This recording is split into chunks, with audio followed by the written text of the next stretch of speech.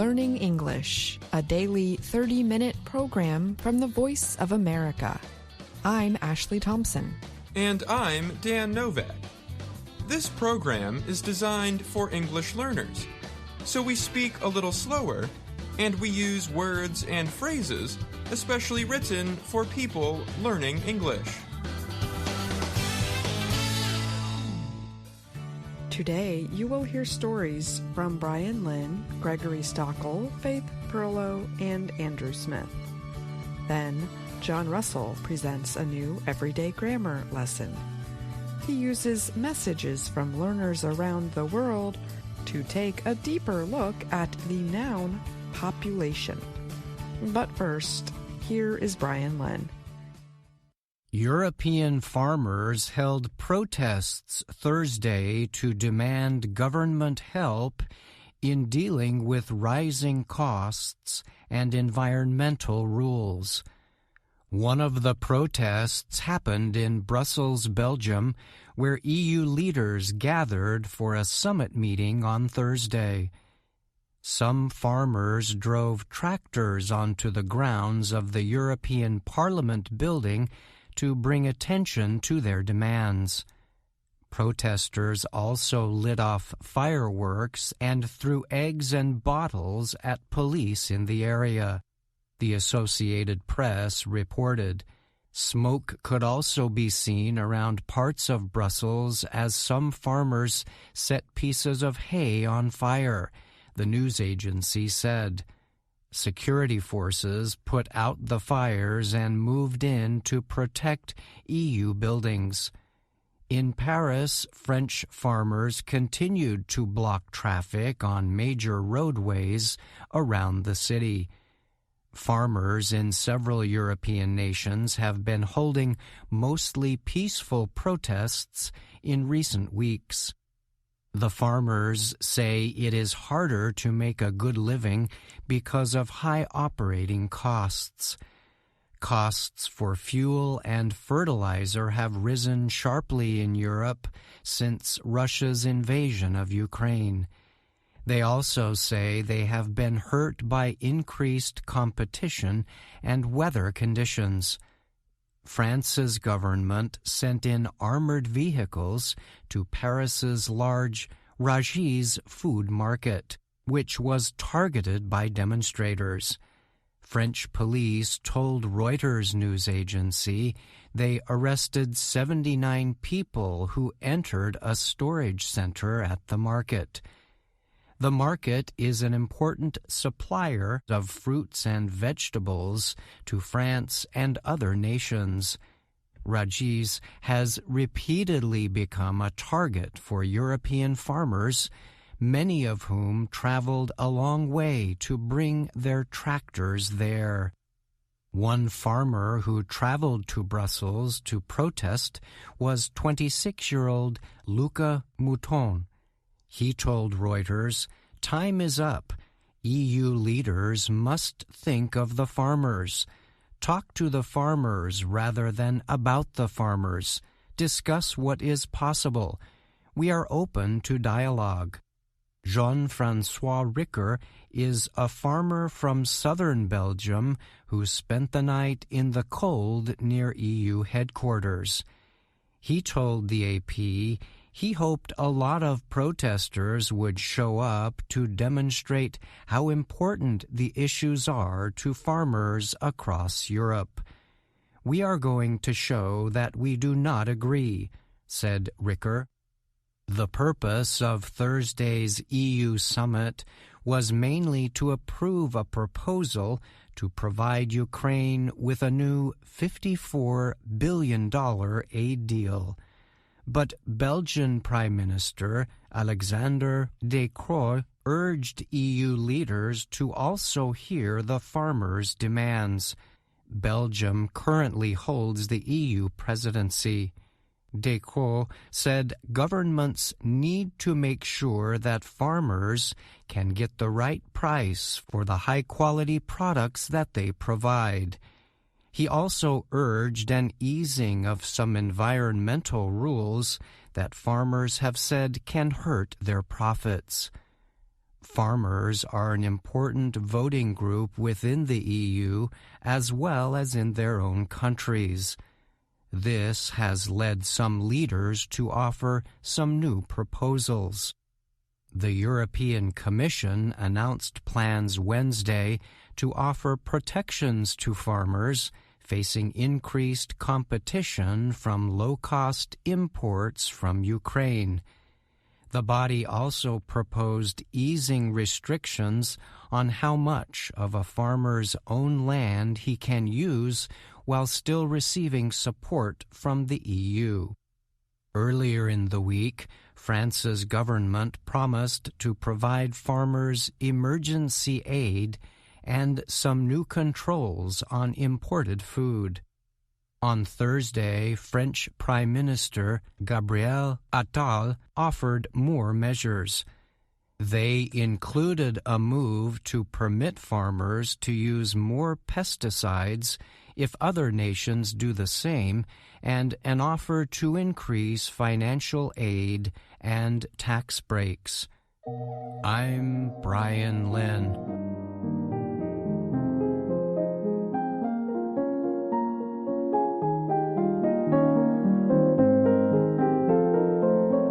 Tickets for the American football Super Bowl game are among the hardest to get in all of sports. Because of that, some websites that buy and resell tickets have set prices for the upcoming game in Las Vegas, Nevada at almost $10,000. The National Football League championship game between the Kansas City Chiefs and San Francisco 49ers is on Sunday, February 11th. The Chiefs won last year's Super Bowl. They feature star quarterback Patrick Mahomes and Travis Kelce, the boyfriend of singer Taylor Swift. Many people believe Swift will fly to the game after performing in Japan only one day earlier. The 49ers are one of the most popular teams in the western part of the U.S. Las Vegas is a busy tourist city known for its hotels and casinos. It is the first ever Super Bowl in Las Vegas. For many years, the league did not want to have games in Las Vegas because the city permits sports gambling. That changed when the Oakland Raiders moved to Las Vegas to play in a new stadium before the 2020 season. The combination of two well-known teams, plus a city that many people like to visit, means tickets on a website called TickPick are in high demand. They are reselling for almost double last year's cost. The Chiefs defeated the Philadelphia Eagles in the Super Bowl last year near Phoenix, Arizona. Before this year, the Super Bowl with the highest resale ticket price was in 2021, when the Tampa Bay Buccaneers defeated the Chiefs in Tampa, Florida. That year, however, tickets were limited because of restrictions connected to the COVID-19 pandemic. TickPick said the highest prices for a non-COVID Super Bowl came in 2020, when the Chiefs and 49ers played in Miami, Florida. The average ticket that year was over $6,000. TickPick, however, noted that prices for this year might go down as the game gets closer. Brett Goldberg is the co-CEO for TickPick. In a message to the Associated Press, he wrote, "Location has always impacted demand for a Super Bowl, but Vegas takes things to a whole other level." He said Las Vegas is already the entertainment capital of the world. Sometimes, Goldberg wrote, two successful teams push down demand because the average fan is tired of seeing them play again. However, he noted prices are high this year because fans want to experience their team winning a Super Bowl in Vegas. StubHub is another ticket-selling website. Prices on that site were over $9,000. StubHub said tickets are selling faster this year than in recent years. The demand has far surpassed the last time Kansas City and San Francisco met in Miami, said a spokesperson from StubHub.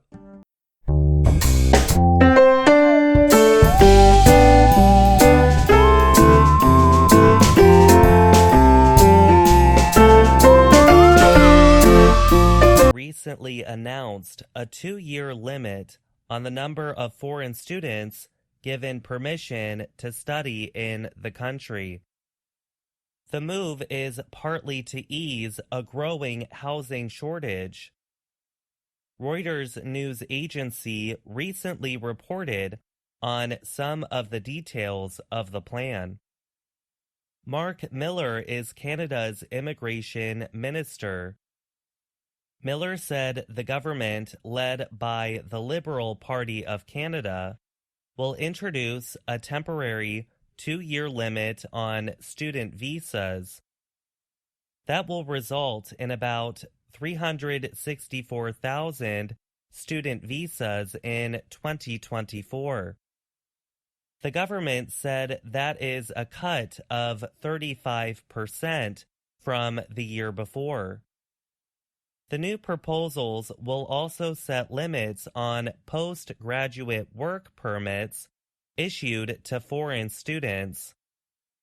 The new limits will likely cause many postgraduate students to return to their home countries. The permits were formerly seen as an easy path to securing permanent residency. People in master's or postdoctoral programs will be eligible for a 3-year work permit. However, people who are married to foreign students in undergraduate and lower-level college programs will no longer be able to receive work permits. The acceptance of new study permit requests in 2025 will be reconsidered at the end of the current year, Miller said. Canada has become a popular place for international students. It has been easy to receive work permits after finishing study programs in the country. But the increase in international students has led to a shortage of rental homes. This has caused the price of rent to go up.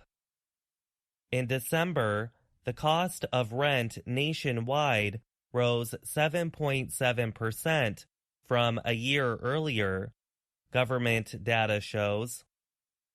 Prime Minister Justin Trudeau's popularity has decreased, partly because of increasing living costs. Opposition Conservative Party leader Pierre Poilievre has taken a lead over Trudeau in public opinion studies. Elections are expected to be held next year. The government has also been concerned about the quality of education offered by some schools. Canada's government says international students bring in about $16.4 billion to the nation's economy. The new policy will hurt many colleges and universities. Ontario, the most populous area or province, has the biggest share of international students.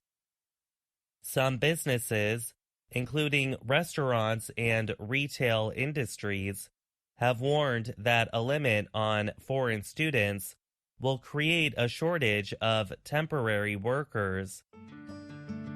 I'm Gregory Stockel.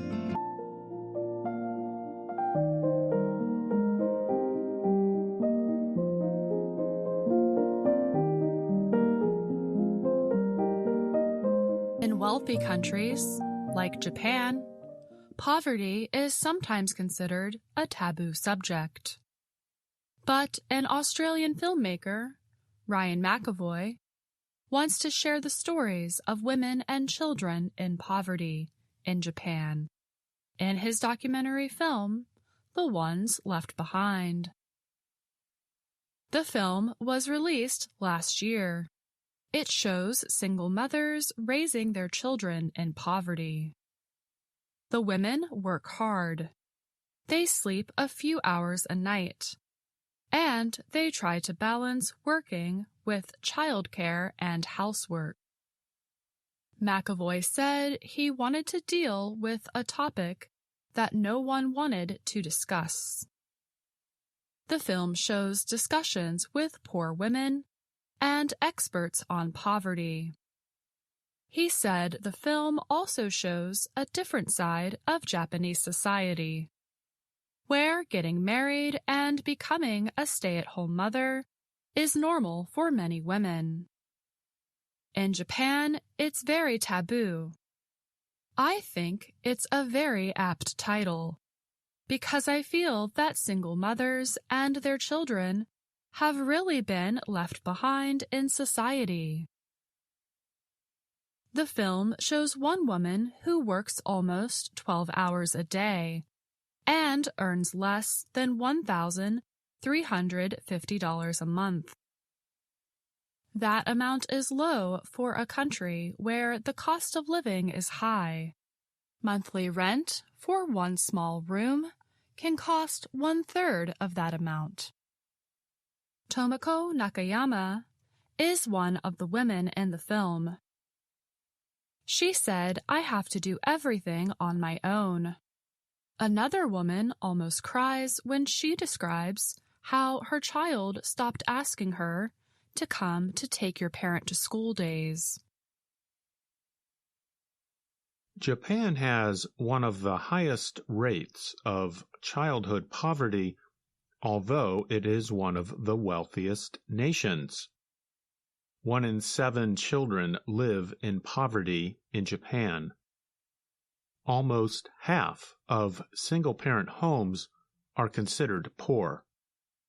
Japanese society often favors men who work full-time. Women sometimes receive lower pay and fewer benefits than their male counterparts, while working full-time and overtime. Ayuri McAvoy produced the film and is also McAvoy's wife. She was formerly a single mother, but they say that is not why they made the film. Ryan McAvoy said that the country's traditional culture makes women accept their difficult lives and makes them ashamed to ask for help. He told the Associated Press that the women are keeping their public face and private face separate. Akihiko Kato is a professor at Meiji University in Tokyo. He appears in the film. Kato said that Japan does not have a system to legally force fathers to pay for their children if the parents are separated. The Japanese government has promised to give money to people with children, but this is slow to come, he said. Kato said that this is partly why birth rates in Japan have been so low. There were 1.2 million births in the year 2000, compared to fewer than 800,000 births in 2022. Some people believe the modern idea of the nuclear family means that single parents, mostly mothers, have to do everything on their own. People like grandparents, neighbors, and extended family members no longer seem to be able to help with children.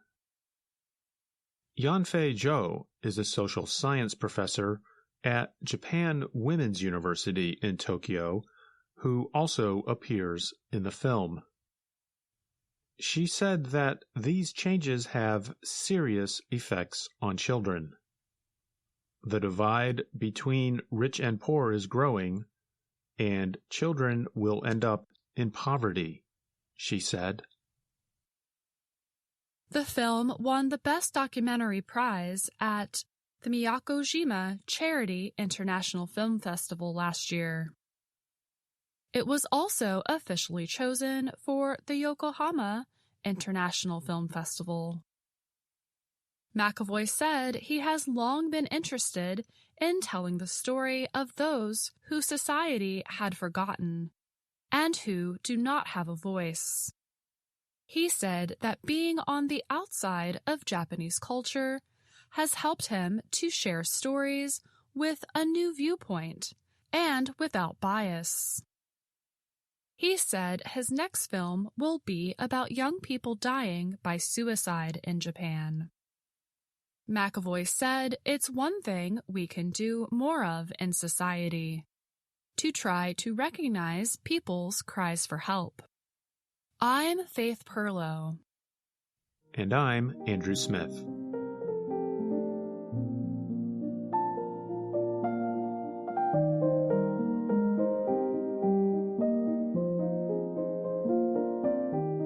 Pack your bags. Make sure your travel documents are in order. Today we are taking a trip around the world, if only in our imagination. For this everyday grammar lesson, we will leave behind our grammar books. We will instead look at messages from friends who are in Pakistan, Spain, Belgium, and Japan. Our goal? To learn more about the populations of different countries. We will learn about English along the way. Let's begin our journey. In a recent lesson about the noun population, we asked our listeners the following questions. What is the population like in your country or city? Is the population increasing or decreasing? Here are some of the answers we received. Saeed wrote to us from Lahore, Pakistan. Saeed noted, City Lahore, Pakistan, increasing, in 2023 was 13,979,000, a 3.23% increase from 2022. Saeed presented some exact numbers about the city of Lahore. Our suggestion is to use complete sentences. In other words, Saeed could update the statement to something like this. The population of Lahore, Pakistan is increasing. In 2023, the population was 13,979,000. A 3.23% increase from 2022. Now that we have learned some information about a big city in Pakistan, we can learn about a major European city. Rafael writes to us from Barcelona, Spain. Here is part of the message. The population in my city is decreasing due to low birth rate, although the total count is maintained thanks to immigration. The arrival of people from very different cultures creates some integration problems, but it helps to solve other important ones derived from the general aging. Raphael wrote an excellent message. Our main suggestion is to double-check the spelling of a few words, population and immigration. In terms of grammar, one idea is to include an article such as the before birth rate. Definite and indefinite articles help show the difference between a specific and a general noun.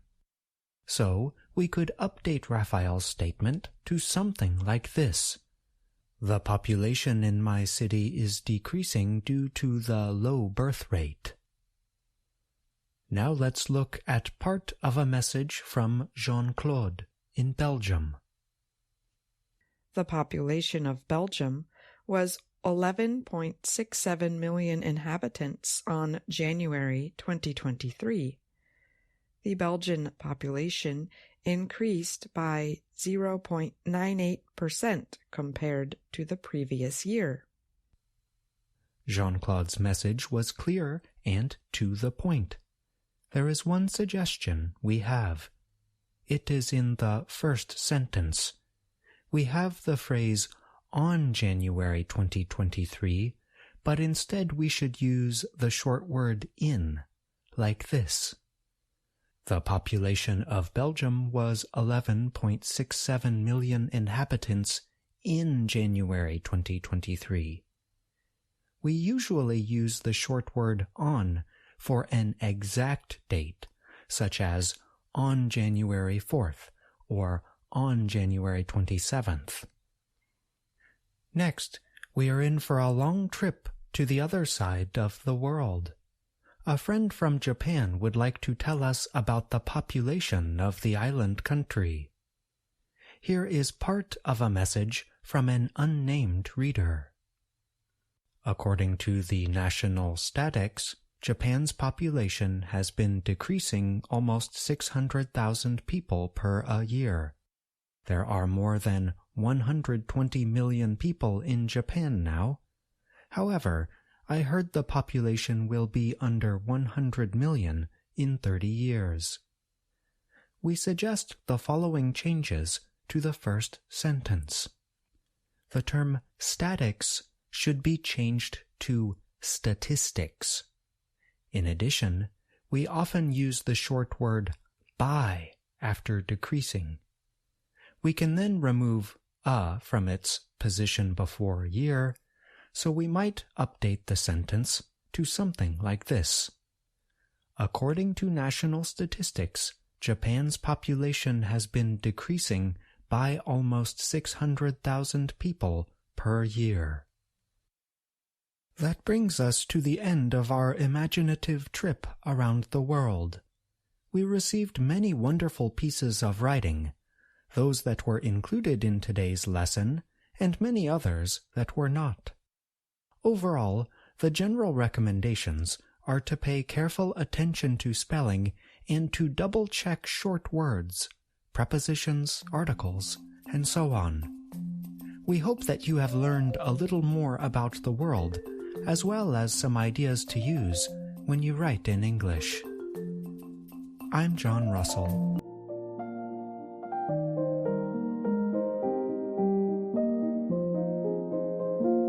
You just heard this week's Everyday Grammar lesson. Now, John Russell joins us to talk more about it. Hi, John. Welcome. Hi, Ashley. Thanks for having me on the show.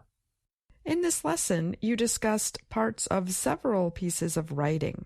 There were many other pieces of writing we received that you were not able to discuss.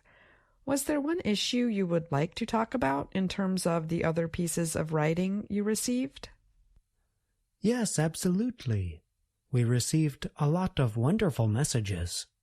Unfortunately, we weren't able to include all of them. One issue I noticed in many of the messages was that people mixed up popular with population. These are two different words that have similar spellings, at least at the beginning of the word. Popular is an adjective, while population is a noun. That's right. Popular means liked or enjoyed by many people. So you might talk about popular sports, popular music, and so on. Whereas population refers to a group of people. Yes, that's right. So you might talk about the population of Mexico or the population of Vietnam, for example. Well, thank you for coming on the show to talk about that point, John. And thanks for your lesson this week. Thanks for having me on the show. See you next time. And that's our program for today. Join us again tomorrow to keep learning English through stories from around the world. I'm Ashley Thompson. And I'm Dan Novak.